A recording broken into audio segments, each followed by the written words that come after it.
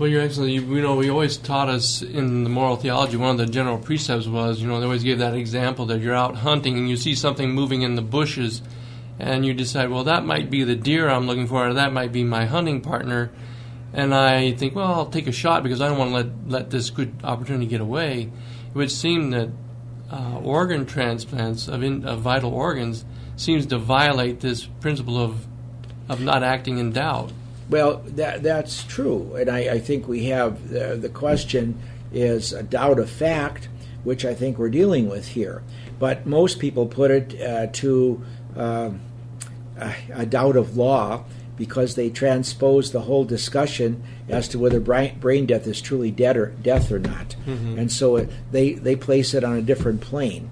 I happen to agree with you that I think we're dealing with a doubt of fact, and in doubt of fact, when there's a danger of death, you can't act, and I think that's true. And I certainly would fall into that category. Once again, as I say, most would transpose it. The opponents of my point of view would transpose it to another. And I have no intention of imposing my view. I defer to the magisterium of the Church. If the Holy Father is going to speak about this either directly or through his agents, fine. Well, in November of 2008, Pope Benedict stated to a group of organ transplant people who were there at the Vatican that you could only remove organs ex cadavere. Does that ex cadavere mean anything in moral or in theological terms, or does that have, other than translating that for me? Well, I think it simply means from a corpse, and I think it means person's dead. But that's sort of everyone would say yes. We remove organs only from dead people. But the question is that person dead or not? That's the question. The people who believe in brain death as a valid criterion for death would say, yeah, that's a valid. De facto, however, we just had what did they call it? The New England Journal of Medicine, and has had a big article on the fact they're shaving it up. They don't want brain death isn't sufficient, and sometimes the organ isn't fresh and good enough, and so on. So they want. I think we're going to have a certain kind of taking out live organs out of live people, consensual, whatever it might be. And so there are strange things that can happen. It's remarkable what medicine can do. There's one doctor and scientist in Ohio who was transplanting heads on primates, and he can take a gorilla's head or put on another gorilla, and it works. And he claims he could do that for a human being, except he can't hitch the nerves up, so the person would be paraplegic and would be able to move, but he could actually transplant somebody's head onto another person. But so we're in an age of Frankenstein. It does indeed. We're in an age of technological wonders, but also horrors. And I think, along with cloning and other issues that are coming to the fore very rapidly, I am happy that there are going to be learned scientists and moral theologians who can handle these issues as I sit in my rocking chair. Okay, well, Your Excellency, it seems to me that it's an issue which we hope the Church will address because it's really a life and death issue. It is indeed. And I must tell you, after my presentation and after some videos of people getting their heart cut out to be put into another person and they're squirming and all this sort of thing, several of the scientists at the Pontifical Academy of Sciences came up to me afterwards and whispered that they were tearing up their donor cards. Well, that's good.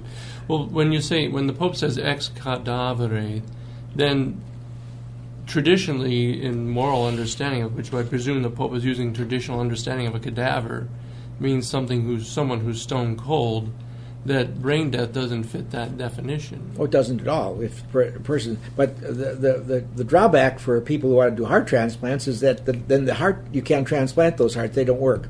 So you got to have the heart has to be beating and working, and the guy has to be breathing. The one from whom the heart is taken, and if it doesn't work. The transplant won't take. So it has to be done, and very quickly.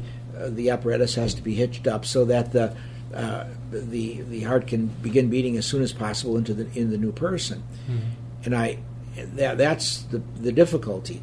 As I said some years ago, the liver was an equal problem because we can't live without a liver, and difficult. There was no way you could cut a piece off the liver because the liver is filled with all kind of little tiny blood vessels, and you'd hemorrhage to death almost instantly. But with this white hot scalpel, they can cut a piece out of the liver that cauterizes all those little blood vessels and makes so the blood doesn't flow out, and so you can do that now, which is an accomplishment. I have no idea what might be possible with hearts in the future. They have artificial hearts. As a matter of fact, many people who receive a heart have been for some time on an artificial apparatus. The artificial hearts don't work for a long time. They work for a bit, but they're not. You can't keep one in there permanently in somebody's. Do you think chest. that maybe bad morals is bad medicine, and that maybe if we have spoken more clearly about this practice that is being done for vital organs, is that it's not morally permissible, that science would have pursued a more ethical and a more beneficial avenue? Well, there may be some scientists who would go in that direction, but I think the overwhelming majority would just sort of condemn the church as obscurantist and medieval, and the same folks that did in Galileo are doing in this wonder that we've come upon. So I don't, but I shouldn't be sarcastic. I do want to give credit to people who have opposing views than to mine on this issue. To me, it's a very important issue. It's a vital issue of life and death, and I have the support of minority, but of some very good scientists and doctors who are on my side. But there, I say once again, the overwhelming, not only public opinion, but even scientific opinion, probably on the other side. But I think that, once again, I don't want to judge rashly, but I think some of the scientists look at this in a purely materialistic way. They don't see the spiritual soul as the form of the body, and they see only the body functions. And I think their utilitarianism has set in. We'd like to do this. Here's this 35-year-old mother with 5 children that need her, and so on, and here's this hairy, tattooed, ugly guy with a motorcycle that crashed his head into a light pole, and why not take his heart out and stick it into her? She needs it. And that kind of utilitarian ends justifying the means sort of idea is very much in the culture that we inhabit. Would you say that science has become a sort of religion for many people?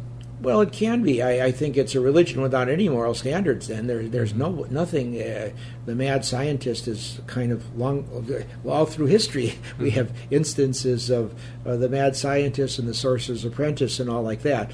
I think that there's a few things that bring people up a little bit short. But science has given us nuclear, thermonuclear, and hydrogen bombs and all the rest of it. Science has given us a lot of good things, but it also has given us things that have no moral boundaries.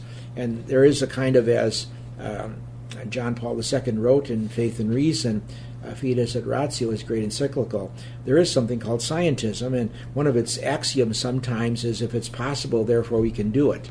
And so we have everything that's possible is not necessarily moral. And but the idea that if we're able to do something, we should go ahead and do it, I don't think that's a principle that's compatible with Christianity or with God's revelation to us.